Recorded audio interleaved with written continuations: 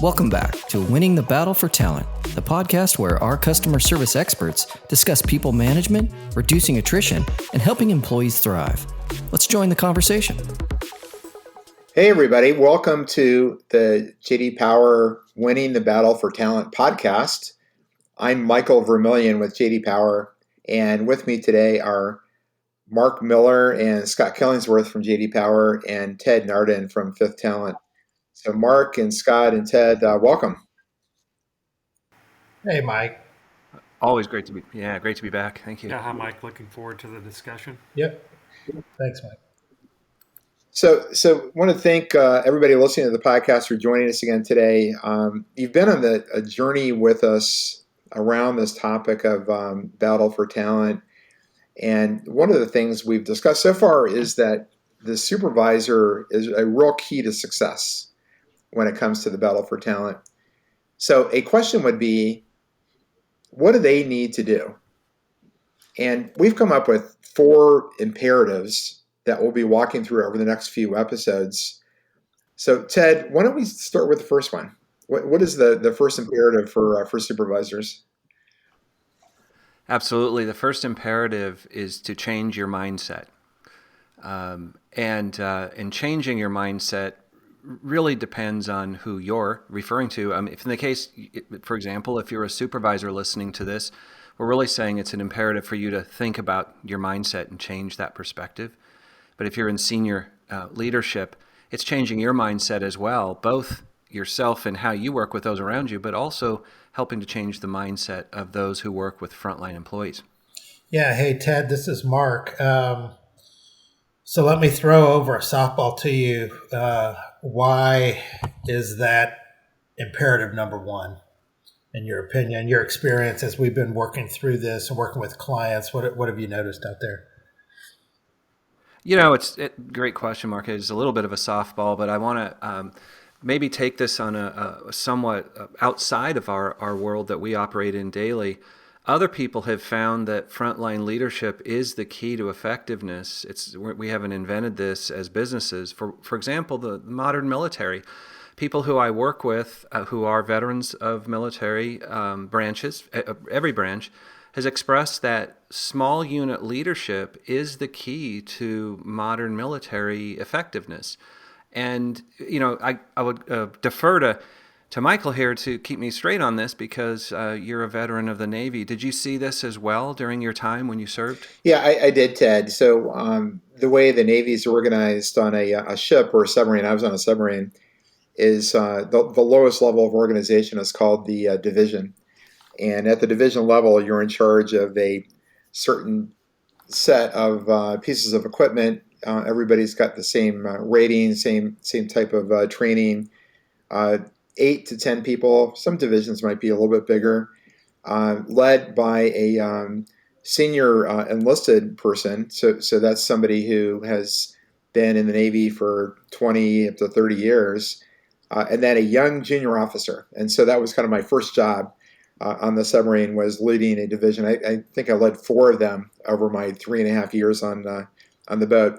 But that's where it happens. That's where communications are happening. That's where the training is happening. That's where problems are being solved.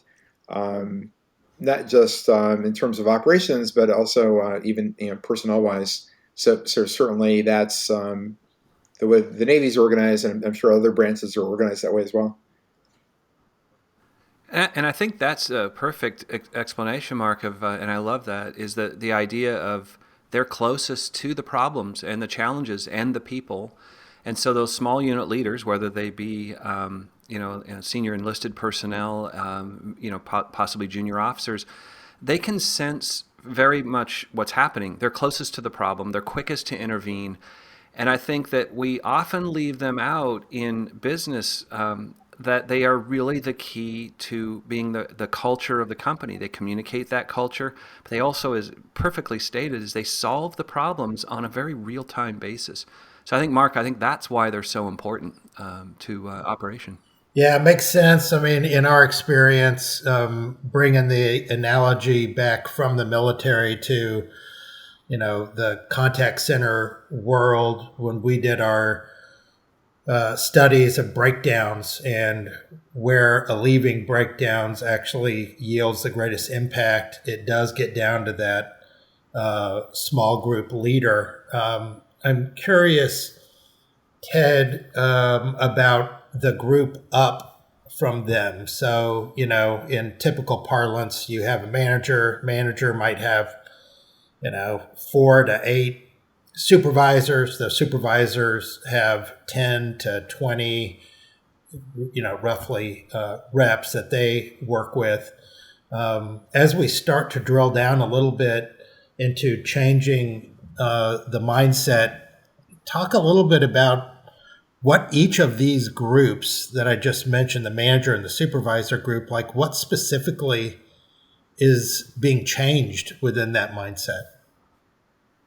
And from the manager perspective, I think it's, as we just said, recognizing first and foremost that the key to your operation, the success, the smooth operation, if you will, really relies in the supervisor.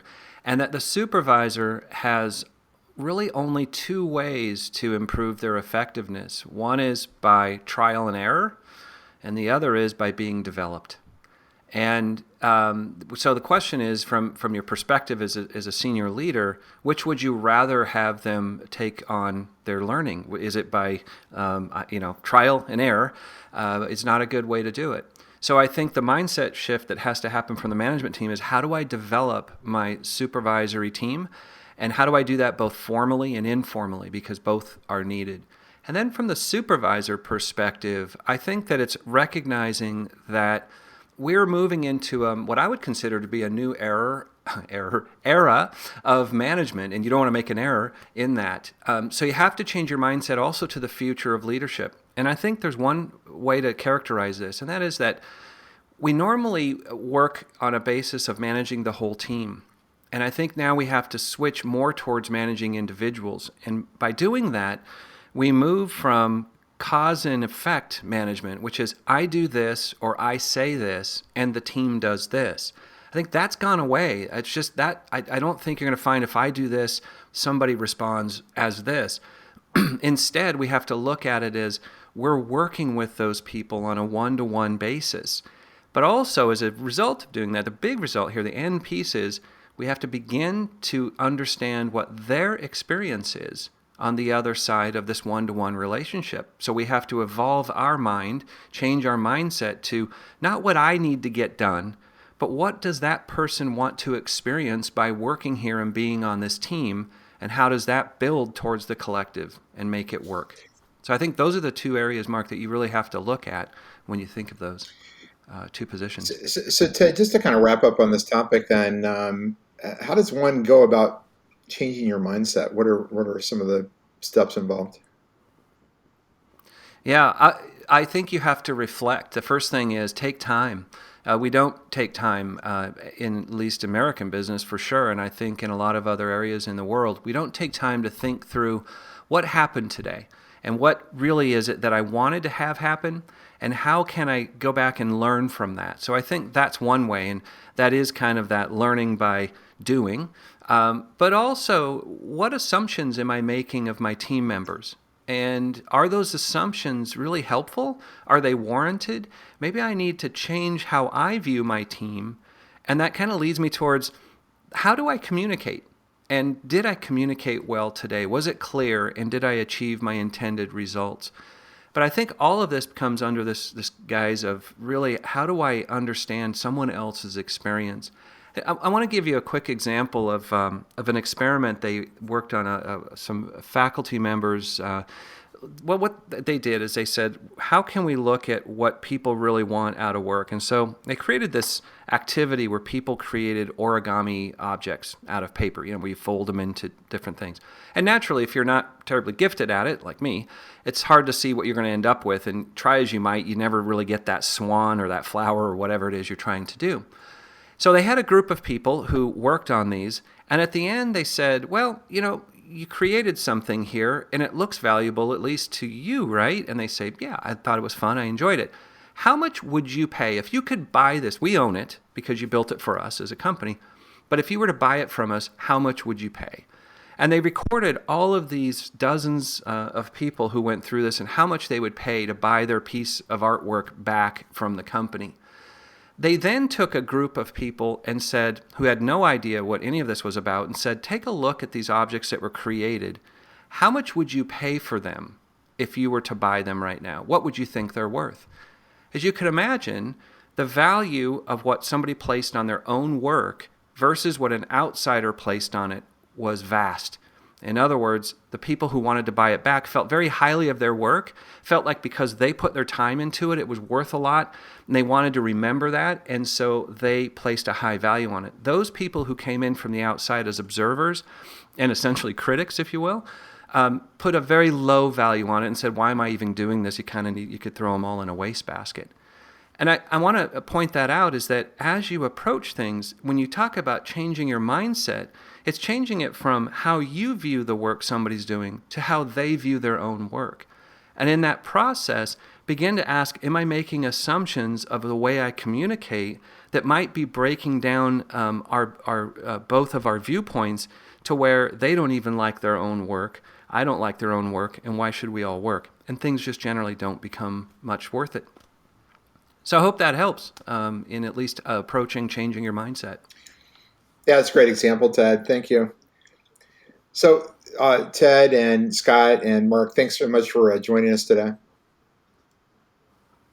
Yeah, enjoyed it. Thank you. My pleasure. Yeah, thanks, Mike. And I want to thank our listeners as well. Please join us next time where we'll continue the conversation on the 4 imperatives.